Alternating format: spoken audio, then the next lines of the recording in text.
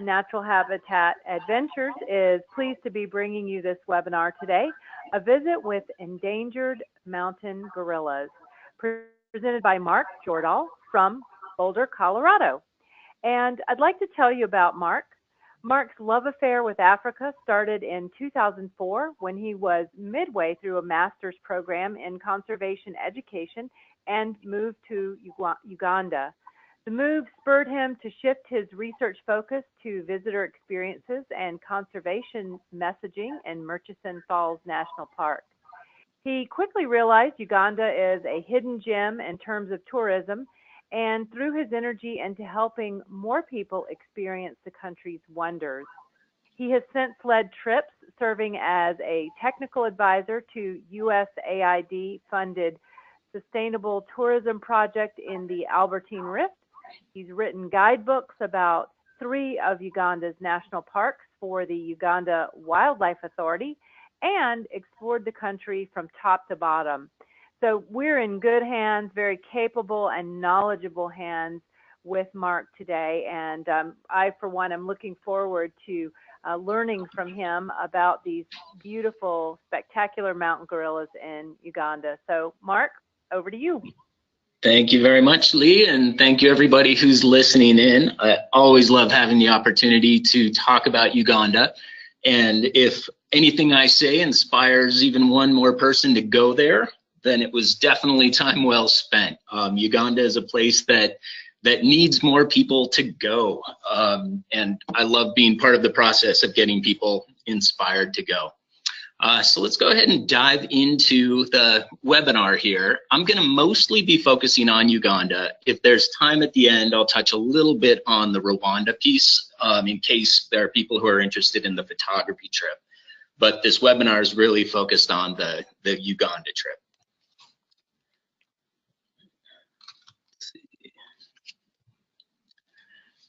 All right. So it's no accident that I started the webinar with this picture. You may have already found that Uganda still inspires a little chill of fear for some people. If you're already planning your trip to Uganda, or if you've told people that you're interested, you might have already heard people say, really? Are you sure? Is it safe? A lot of people still think of Idi Amin and some of the difficult past history, but Uganda is one of the most stable and safest countries in the region. These are my sons here who I've mostly raised over there. I feel incredibly safe having them there. I've taken them from border to border, north, south, east, west. It's just an incredible, incredible country. Definitely not a concern about safety or anything like that. So if you're getting any feedback from family that they're worried about you going, tell them they do not need to worry. I want to set a little bit of context again, because not that many people know much about Uganda. We really need to orient ourselves a little bit. It's in Africa. If you see that star, it's just above Lake Victoria. And to the left of the star, you see that dark green area, and that is the Congo forest. And this will become more important later in the presentation, where we talk about the impact and influence that that's had on the climate and the ecosystems in Uganda. Africa is huge. This is another thing that a lot of people don't really have a great sense of how enormous this continent is. You can see that most of Europe, the United States, and China all fit within the boundaries of Africa. There are 54 countries there, almost 2,000 languages are spoken, incredible cultural diversity. If you go to Morocco or somewhere in Egypt or Northern Africa compared to South Africa, compared to Nigeria, it's so different from one place to the next. And I think as Americans especially, we tend to lump all of the countries together. But there's just phenomenal diversity, and you could spend a lifetime exploring Africa and barely scratch the surface. So then we get to little old Uganda. It's about the size of Oregon, so it's really not that big in the grand scheme of the continent.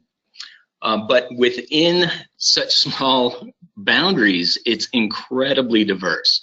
Part of it is just due to its location right in the center of the continent. It's influenced by that huge forest in Congo. Its climate is influenced by Lake Victoria. It has an enormous altitudinal range. It goes from 1,800 feet to over 15,000 feet. It has wetlands. It has glacier-covered mountains. It has the world's largest caldera. It has class 5 rafting on the White Nile out of Jinja. It has mountains with glaciers on the equator. The fabled Mountains of the Moon are the Rwenzori's in western Uganda. And you can see from this map that we're going to be focusing the trip on the southwest of the country. And again, a little bit later, we'll get into why that is such an incredibly biodiverse area. But it's also important to just see there's a lot more of the country to see. I think the only shortcoming of this trip is that it's not long enough to explore the entire country. People have been wanting to go to Uganda for a long time. Here on the left is David Livingstone. On the right is Henry Morton Stanley, two big names that we've all heard, just legendary. And then in the center is John Henning Speke, who was the first European to see Lake Victoria.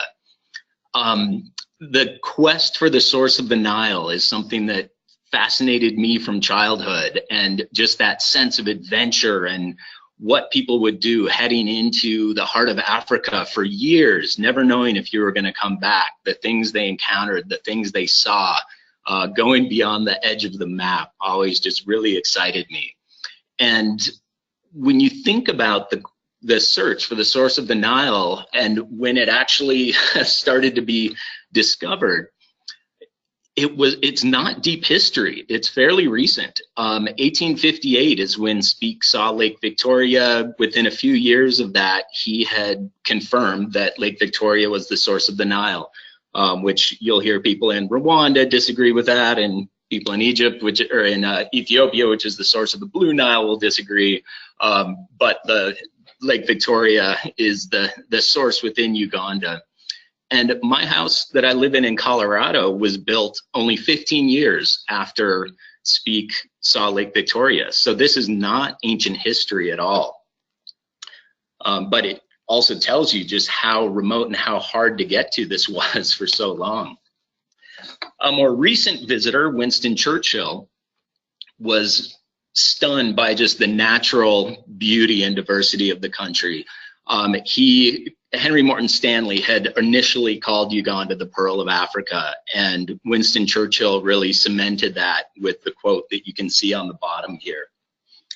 And it really is, the natural abundance and diversity here is incredible. Just birds. There are almost 1,100 species of birds in Uganda, again, the size of Oregon, whereas all of North America, north of the Mexican border, has a little over 800 species. So it's just unbelievable, and it's because of this huge diversity of ecosystems that we have in Uganda. And Ugandans are still very proud of the phrase, the Pearl of Africa, and you'll see it and hear it everywhere you go. In addition to the natural diversity, there's incredible cultural diversity. A recent Harvard study determined that Uganda is the most ethnically diverse country in the world. So that means if you were to take a random assortment of 10 people from throughout the country, the chances that they would be from different ethnic groups is the highest in Uganda compared to anywhere else. And this here is a language map.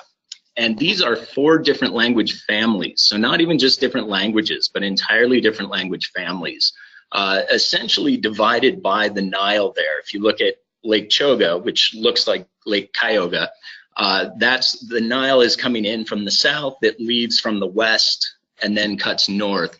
The southern cultures are Bantu, which is agricultural. Those languages across there all can more or less understand each other.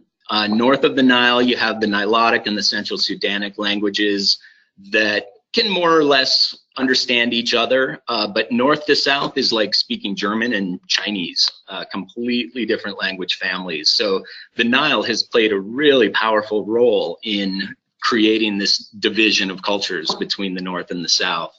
And then you have these Kuliak cultures in the east there, which are very small. The Ik tribe in the north there is one of the smallest ethnic groups in the world. There are just a couple hundred left living on some small mountaintops. So it's one of those endangered languages that people are really working hard to record now and just save that for the future.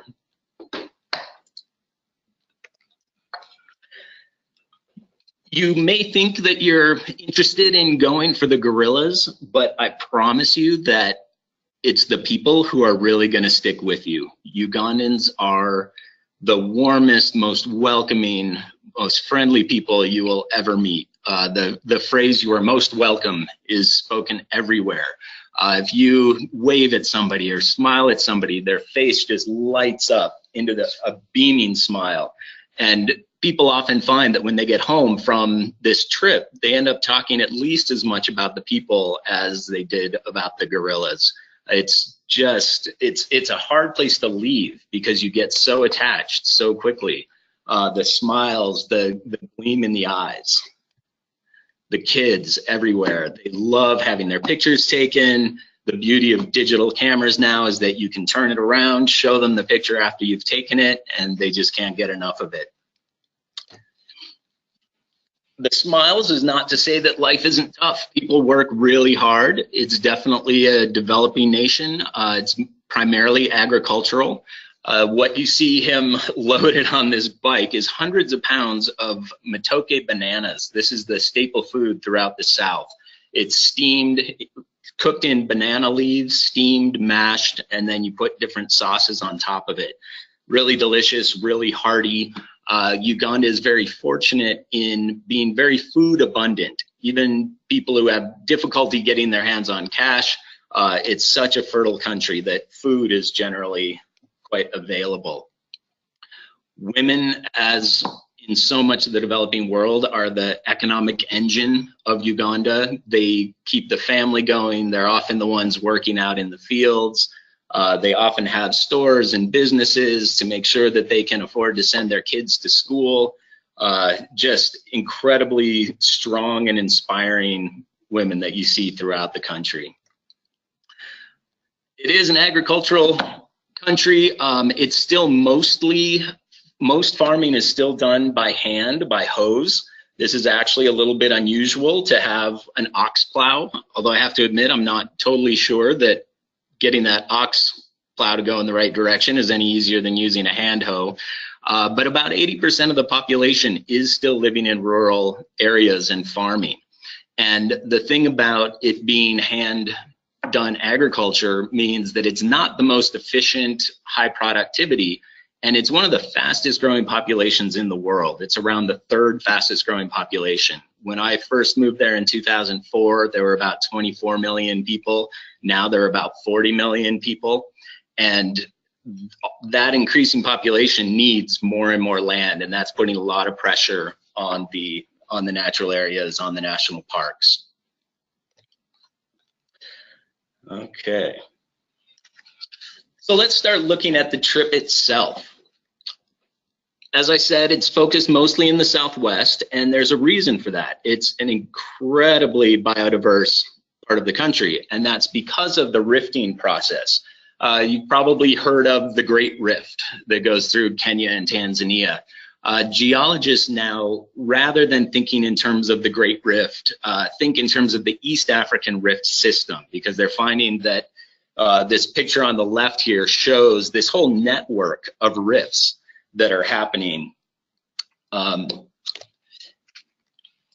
this is basically what a rift process is. Two plates are pulling apart, the land in the middle is sinking down, and then there's sediment that runs off the mountains that are formed. The Albertine Rift, which is the area that we will be exploring, has about 4,000 kilometers of sediment that's built up in that rift. So it's a pretty amazing, amazing process that has caused caused that, or sorry, 4 kilometers, not 4,000.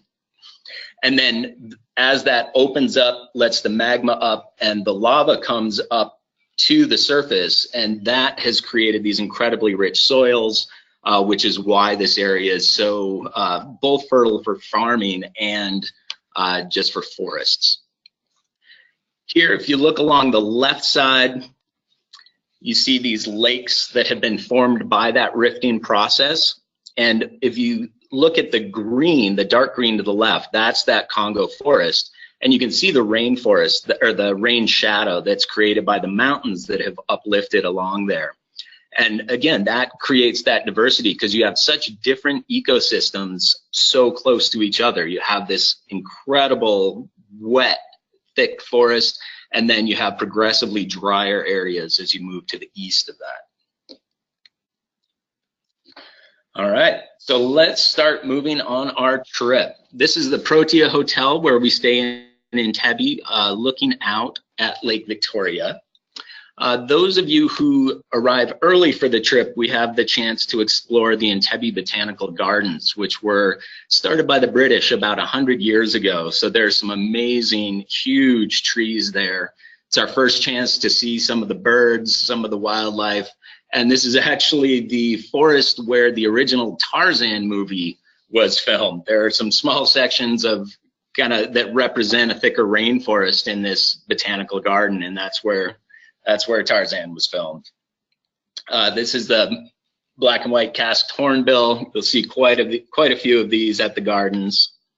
And it's often our first chance to start seeing primates too. There's the black and white colobus, there are red-tailed monkeys there, vervet monkeys. So it's kind of a fun start to the trip before the trip even officially begins. Then the next day we pile into our very cool vehicles. These are custom designed safari vehicles that are very comfortable to ride in, and they can go anywhere. You'll see in the next slide here, there are pop tops for when we're out on safari, so you can be up and out, taking great pictures, getting good views of the wildlife. They're a great way to get around. Our first day of the trip is also the longest drive of the trip. It's about a 6 or 7 hour drive from Entebbe, which is the town that we fly into, out to Ndali Lodge near Fort Portal. We do try to break up the drive a little bit. We'll stop and have lunch along the way. Sometimes we have a great opportunity to stop and play soccer with some kids, and sometimes walk through a village, just kind of feel out what the group is interested in. If you look at the NatHab shirt there, that's Edward. He's one of our local guides. And I cannot overemphasize the importance of the local guides. We have Edward and Habib, or another one of the local guides that are with us the entire trip. And their depth of knowledge of every place we go, and of course the cultures, because they are Ugandan, they've lived their whole lives there. When we really tap in and ask them questions and get them talking about Uganda, the pride comes through. They're so fired up about their country. They love sharing everything about their lives and about the country. And then at each site, we have local guides who are based in the different national parks. So everywhere we go, we have such a wealth of knowledge to tap into. No one person can ever know as much as this collective body of knowledge. So, and it's also and again, it's a great opportunity to interact with some amazing people. And I encourage anybody who comes on these trips to take every opportunity to talk to and ask questions of the local guides and local people, anybody you come across. It's a really nice thing about Uganda being an English-speaking country, is it makes it very easy to do that, very easy to connect with people. On our way, we will pass through the fringes of Kibale National Park. It's not all that common to have chimps crossing the road in front of us, but it does happen on occasion. But it gives us, just at the end of this long drive, it gives us a little bit of excitement, a little taste of what's in store for us. Even without the chimps in the road, just starting to drive through that forest, you realize you're in just an incredible new place like you've never been in before. And the drive is all worth it when we get to our lodge, Ndali Lodge, which is just this beautiful place with individual cottages overlooking Crater Lake. The other direction, if you look at this bottom picture with the swimming pool, that ridge line out there is the Rwanda Mountains. A couple thousand years ago, Ptolemy predicted that there had to be glacier-covered mountains somewhere on the equator to feed the Nile. And everybody thought he was crazy, but here they are, the Rwanda Mountains. They get up over 15,000 feet high. They are covered with glaciers. So he, 2,000 years ago, he knew that something had to be there. And when we have a clear day, a clear night, we get an incredible view of it, of those mountains from Ndali Lodge. Okay, from Ndali, we go to Kibale National Park again, the one that we drove through the day before, and that's where we will visit these guys, the chimpanzees. Kibale has about 1,500 chimpanzees in it and 2 habituated families, one of which we will hike into. The guy on the top right there is not as fearsome as he looks. That's just a yawn, but it's a great chance to look at those teeth. Chimpanzees, unlike the gorillas, are omnivores, so they do actually eat meat. They will hunt, and they put those teeth to good use. Sometimes we get really nice open viewings like this where the chimps will pose for us and we can get great shots. We do 2 chimp treks. We do one morning one and then an afternoon one, and that increases our odds of getting good pictures, of getting good sightings of different types of activities. When it's cooler in the morning, they might be feeding, and then in the afternoon as it warms up, they might be looking for a new place to build nests for the night. So having those multiple opportunities to get out there and watch them increases the chances of having good viewings like this. A lot of times that's what you see as they go flying through the forest. They're incredibly active, much more so than the gorillas. With the gorillas, when we're watching them, they tend to be kind of hanging out, feeding, sitting in one place. The chimpanzees are really fun to watch because they tend to be very active. They do this thing called buttressing, where they will, to claim to stake out their territory, they'll run up to the big root wall of a tree and pound on it, and that pounding can be heard throughout the forest. They're really fun. Sometimes they'll run right past us. I've definitely had situations where they've bumped into people that I had out there. It's pretty fun. They're exciting to watch. Another highlight of the time in Kibale National Park is a visit to the Bogota Wetlands. And this is not only just a great opportunity to see, they have over 100 species of birds here, and it's just a few acres. So it's amazing the diversity in this small wetland area. They also have a number of species of monkeys. But I really love this visit because this is a perfect model of community tourism. The community around this wetland they're farmers, and they were having trouble with the monkeys from the wetland running into their fields and stealing their crops, basically. And so, of course, they would prefer not to have the monkeys around, so they were starting to kill the monkeys. And somebody realized that the wetland was going to be impacted by that the monkeys were going to be impacted by that. So they set up this community tourism program. They trained a bunch of guides. They started bringing in visitors, which brought in money that could then be shared around the community to support schools, support health centers, support school fees for the kids who wanted to go to secondary school. So suddenly the community members were seeing all of these amazing benefits from the presence of the monkeys rather than just the detriment. And to me, that's such an incredible model that needs to be replicated around the world. Tourism really has the power to develop economies, to incentivize people to keep wildlife and wild places safe. And also it really incentivizes people to get an education and be able to be part of that guiding team as well. So I love the fact that we do this visit. All right, our next stop is down to Queen Elizabeth National Park. And this is more of your classic savanna safari area. On our way down, we do get to cross the equator, so that's a fun place to get a picture. This arrow is pointing to Mwea Lodge, and don't worry about the colors here. This area isn't toxic. I just wanted to show these blast craters that you see.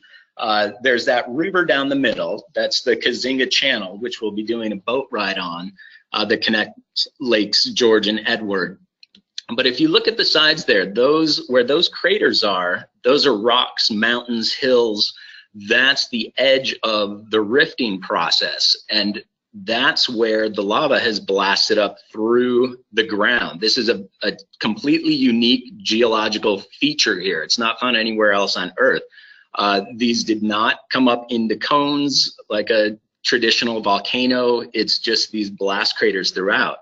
And then here in the center, this flat area, you can see where the sediment has filled in, and it's sandy and smooth, very, very different from either side on the escarpments. And then we get to Mwea Safari Lodge.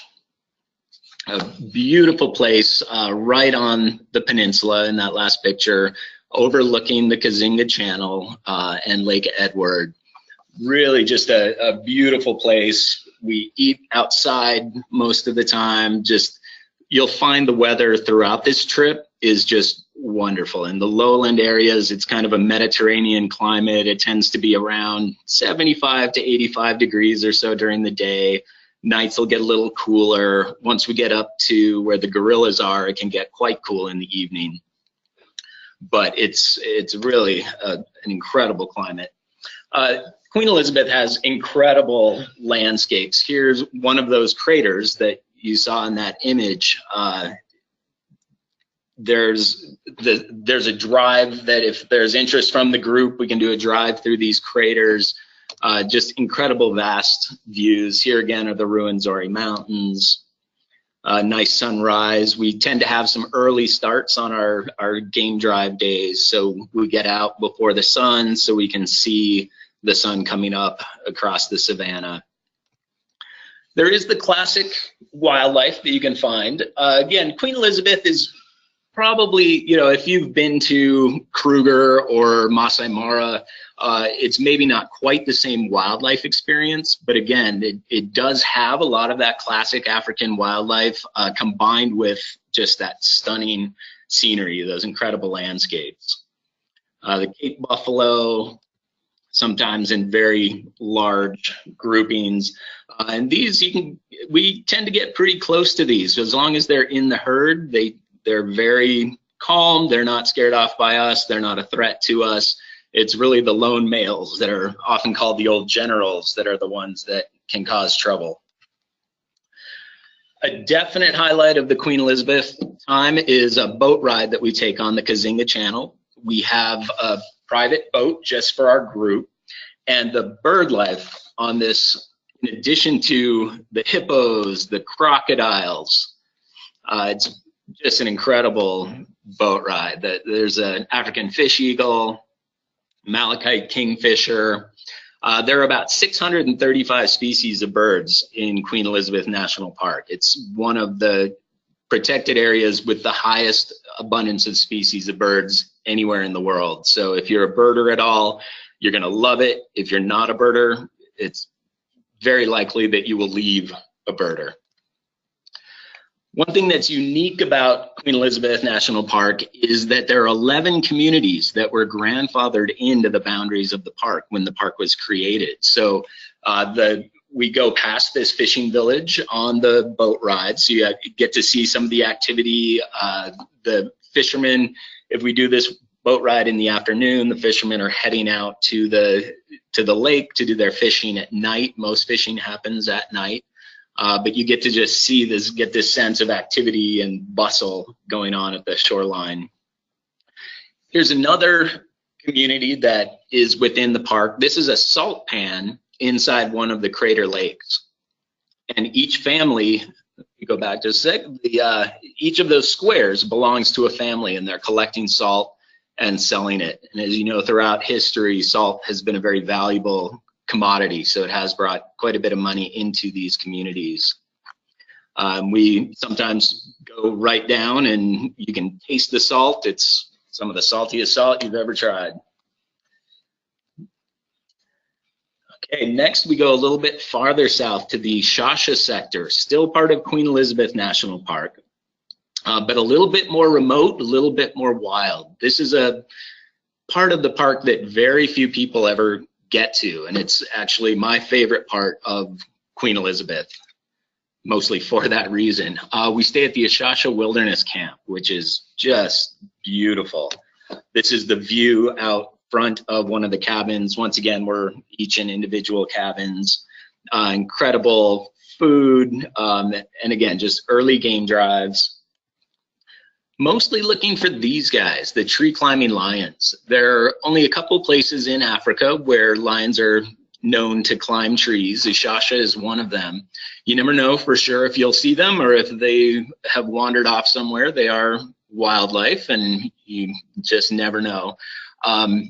They don't really know for sure why lions do climb trees in places like Akasha. One theory is just that they can, because there are these massive fig trees, which are unusual in savanna environments. So the fact that they can climb into the tree to get away from biting flies, to get away from ticks, to get the nice cool breezes, people kind of think that probably more lions would do it if they had the opportunity, if they had the trees available. There's another one sleeping there. Sometimes you'll see 8 or 9 of these lions in a single tree.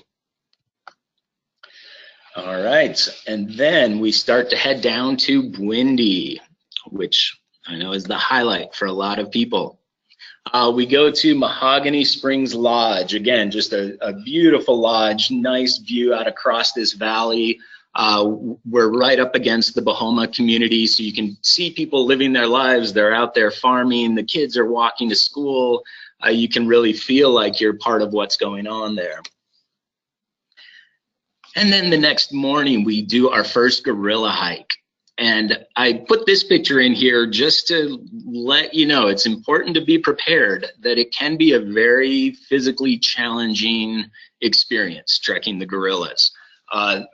These folks here are no longer on a trail. We tend to be on trails until we get within a certain, once we get close to the gorillas, they don't know to stay on the trails, so they can be just off in the forest. So we will leave the trail and sometimes go straight up a hillside like this to go find them. The treks can be anywhere from 15 minutes to 6 hours to get in and find them. So I definitely recommend get in shape, do some exercise beforehand, get used to walking on uneven surfaces. These aren't, it's not the hardest hiking in the world, but if it's rainy, it can be slippery. And if you're not used to stepping over roots or being on uneven trails, it's a good idea to practice that beforehand. You definitely want to have good hiking boots with good tread, so you can, again, if it's muddy or slippery at all, you really want to be able to grip that trail. Rain gear is also very important. It is a rainforest. We go during what is traditionally the driest time of year, but it can rain anytime, any month of the year. We do have porters, which are incredibly helpful. So these are folks from the surrounding community. NatHab provides one porter for each person, and they carry your lunch in, carry your water, and they're there to kind of support you. And if you're having trouble with the trail, they're right there next to you. Sometimes people choose to hire extra porters, and not only is that a great thing for you if you're having any trouble, you put an arm around each of 2 and they will support you and walk you up the hill. but it's really a benefit to the community. The porters only get paid when they work. So if you're worried at all about, you know, a pride issue of not feeling like you want to have the help, just keep in mind that you're really benefiting the community. And again, having tourists here to see the gorillas, and then having that money going to hire local people, and money from the permits that we pay also goes into those communities. It helps the people in the community see how valuable these gorillas are alive. So hiring a couple extra porters is a great thing for you, it's a great thing for them, and it's a great thing for the environment.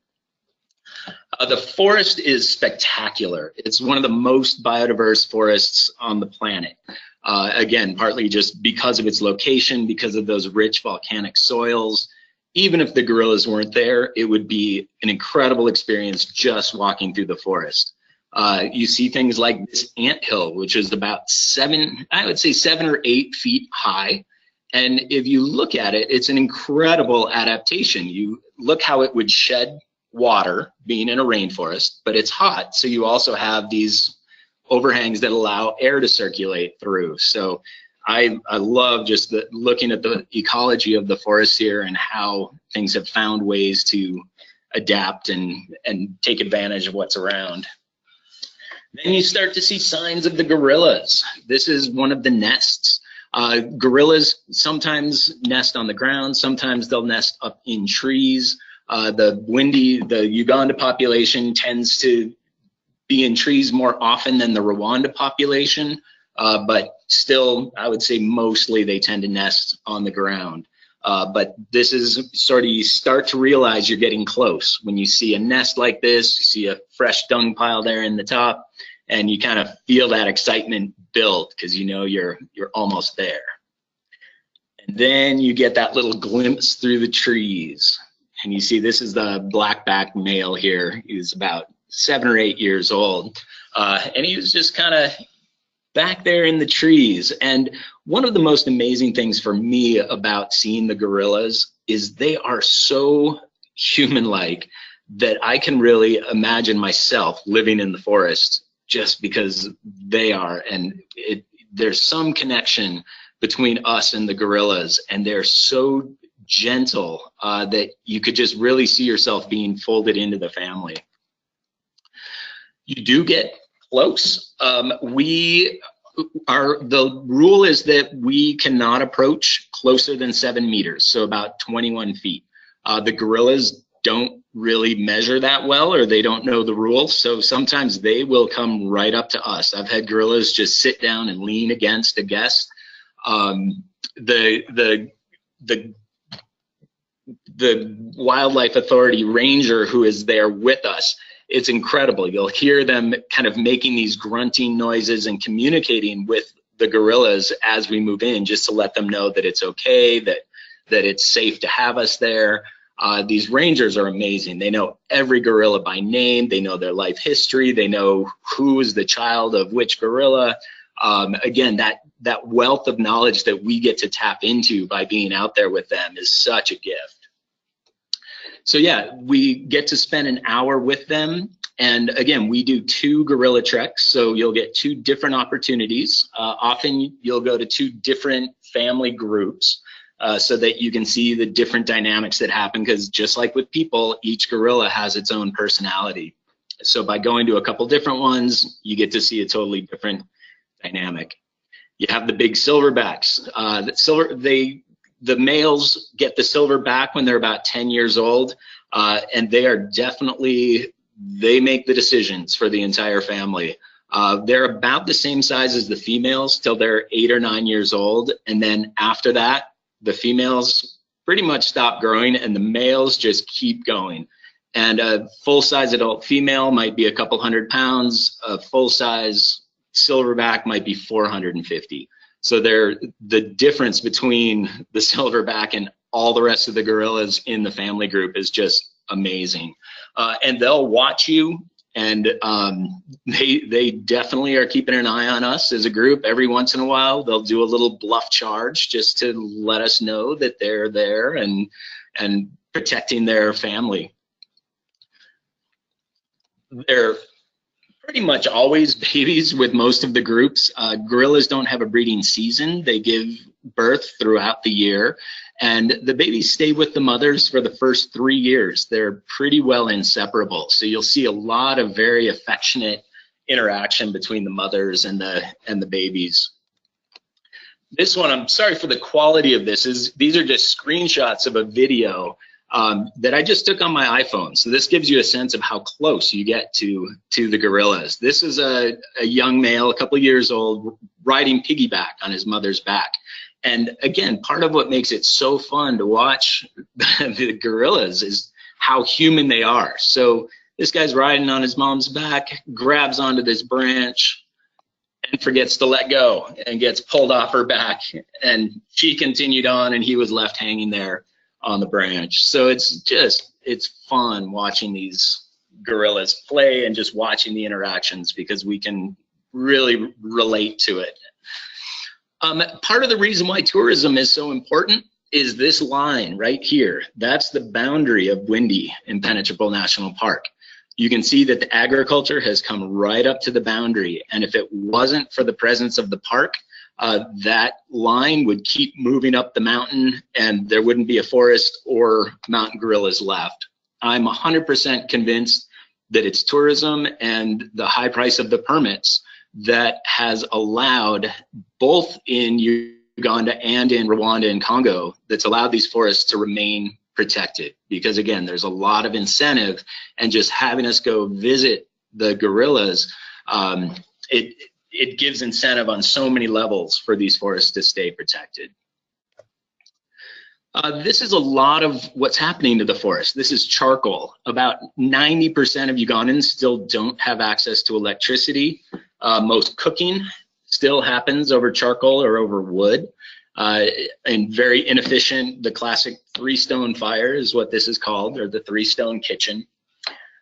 So a lot of it's a crime without a bad guy, and it's just people trying to survive in difficult circumstances. So again, another advantage to the tourism is we're providing alternative incomes through hiring porters and having them trained as rangers, and it just working at the lodges. There's no end to the benefits. Okay, so this is the distance between Bwindi in the north here, which is the Uganda habitat for the gorillas, and then in the south there is Rwanda and Congo. You can see they're only 27, 25, 30 miles apart, but that gap in between is it's a complete blockage for the gorillas. It's been developed for agriculture. This is where the fertility of this area has really been to the detriment of the wildlife, because there's so many farms, so many agricultural areas between there, and the soil is so fertile that they can just continue to plant year after year after year. They never have to let it go back to forest, which might allow the gorillas to pass in between. And this has been completely blocked for probably the last 90, 100 years, something like that. And that has been enough time that they're actually considering that these might be two different subspecies of mountain gorillas. The good news for the mountain gorillas is they are the only species of great ape where the population is actually increasing, which is a really, it's very impressive, and it's a real tribute to the hard work of the people in the Wildlife Authority and also our partners at World Wildlife Fund. There's a project that's a joint project between a number of groups called the International Gorilla Conservation Program, and it's housed within WWF, and they were one of the leading founding members.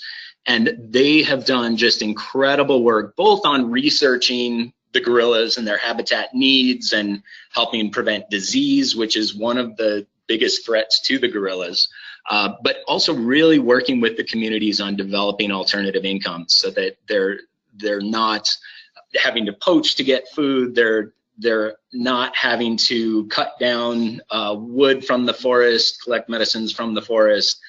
They're really doing just incredible work to help keep that line from moving up and taking more of the forest. So I want to kind of finish up here so that we have time for some questions, but just wanted to leave you with a few more images of these amazing creatures. And if we have some time at the end, I'll touch a little bit on the Rwanda portion if people are interested in that. After the gorillas, we have a nice chartered flight, which saves us about a 14-hour drive back to Entebbe. And then that's the end of our trip.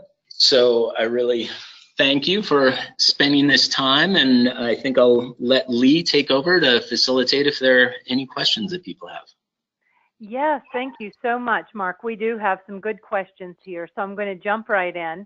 We had several listeners who are interested to know how much the permits cost. Mm-hmm.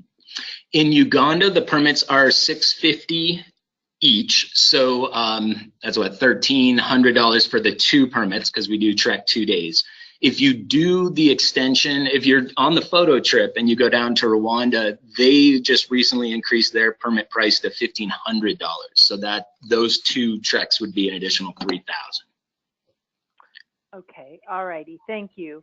Mm-hmm. And you mentioned immunizations a little bit, so there was a follow-up question. What sort of immunizations would one need to get for this trip?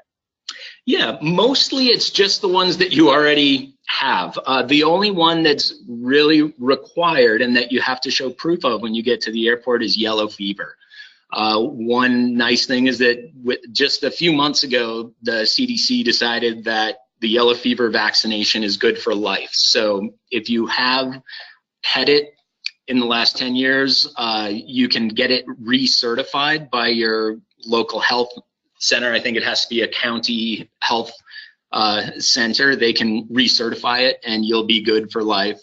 If you haven't had it, it is something that you'll need to get before arrival in Uganda. Beyond that, definitely you want to have malaria medication along. It's not a high risk in the areas that we're going to, partly just because of the elevation. It's cold enough that the mosquitoes aren't very active at night. But while we're down on the Moya Peninsula and Queen Elizabeth, it's definitely a good idea to be on some kind of malaria meds. Okay, thank you. One of my favorite topics is food, and there are some questions about that.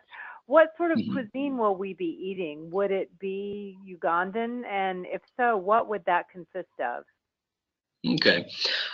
We have a couple opportunities to eat Ugandan food, but really when we're at the safari lodges, it's mostly Western food, either European. It's very delicious. A lot of times there's a buffet or a few options.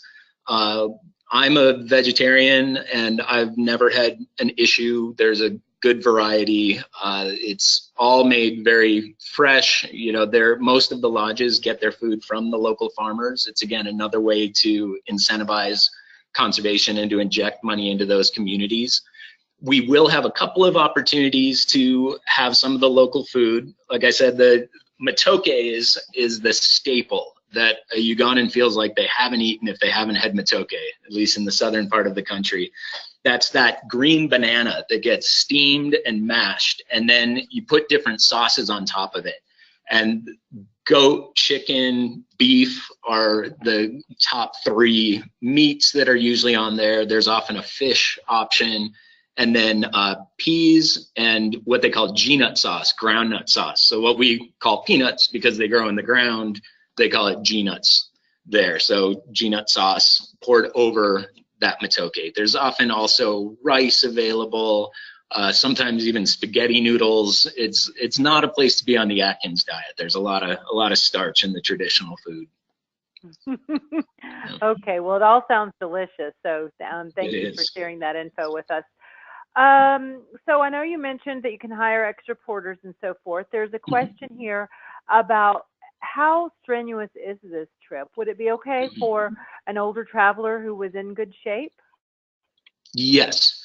Again, it's individual by individual. I definitely would say go on a local trail and just see how you do on uneven surfaces. I've had people in their early 80s on this trip who did great, never had the support of a porter. I've had people who were in their 50s and had an arm, each arm around a porter, and basically the porters supported them the entire way up and back. It's phenomenal how strong these porters are and how happy they are to be doing what they're doing. They are just right there anytime you slip. They're just grabbing your arm and making sure you're okay. They're making sure you're drinking your water. You feel like you're best friends by the end of the hike. So I would say this is such an amazing experience that I would not let physical ability be the limiting factor. The guides also have cell phones in the field where even if you're a 3-hour hike in and you realize you just can't do it, they can call, and literally porters will be there in 15 minutes. You know, what took us 3 hours to hike, the porters can do in 15 minutes, and they can give you whatever extra support you need. So anybody in a basic level of fitness should be able to do this. I always encourage people, if you have any question, go ahead and hire an extra porter or two. It's $25, something like that for the trek. And again, you're giving a job and you just have that support there, whether you need it or not. Okay, well, that's good to know. Thank you. There's a question here. It says, is the Nadali Lodge all-inclusive? Maybe we can expand that a little bit just to say what additional expenses would there be beyond the trip cost? Okay, yeah, all meals are included from the welcome dinner through, I believe, lunch on day 10. Alcohol in general, everybody has to pay their own. None of these locations are all inclusive. Laundry is your own cost, and then souvenirs. But really, all food, all water, soft drinks, coffee, all of that is included. Okay, and that particular lodge, that's pretty much everything's included there as well. Yeah. Right, just not alcohol. Okay. Let's see here. Question. We had several folks listening who wanted just a little bit more detail on Rwanda. So can you provide us just a little bit more detail about that portion of the trip? Sure. I don't lead the Rwanda trips, so I'll just kind of give you what I do know about it. But basically, after being at Windy and trekking the gorillas there, you drive down to Volcanoes National Park and do 2 more treks there. The hiking's a little bit different. In Rwanda, you're going up volcanoes. You see those in the distance. So whereas Windy is much more of an undulating, you're going up, you're going down, there are a lot of ravines, a lot of climbing. On the Rwanda side, you're hiking through more open areas, you're hiking through more villages, and then you start just sort of a steady climb up the side of the volcano.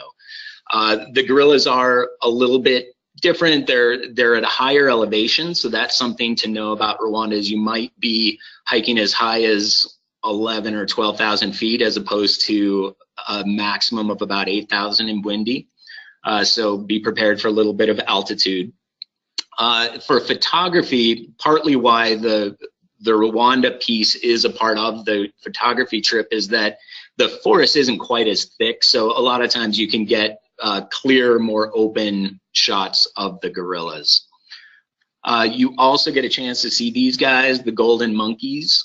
You do an additional trek to see them before you drive back to Kigali. And one of the big stops in Kigali is the Genocide Memorial Museum. The genocide in 1994 had such a huge impact on what Rwanda is and who Rwandans are. And there is just an incredibly well curated genocide museum that not only looks at the Rwanda genocide, but a number of other genocides that have happened throughout the world. It's a very emotionally powerful and difficult experience, but it's one that really sticks with you, and it's an important part of history to remember and hopefully not repeat. And then you fly out of Kigali. return home or on to your further travels. Okay. Just a few last quick questions. How many people would you be traveling with? We have a maximum of 11. And then when we're trekking the gorillas, you can only have a maximum of 8 people per group. So we're split into 2 separate groups for the gorilla treks. And then in the vehicles, we have 2 vehicles. Everybody gets a window seat, and we try to move people around between vehicles so that you get a chance to interact with everybody. But it's a nice, small, intimate group. And I really find that the people who choose to come on this trip tend to be pretty amazing people. Because like I said, Uganda is not on the radar for a lot of people. It has a little bit of a sense of adventure and the unknown. And somebody who's willing to do that tends to be a pretty cool person. So yeah, it's small, it's intimate, and you really have the chance to interact with and get close to the people in the group. That's great. Good to know. Okay, just a few last questions and then we'll wrap it up.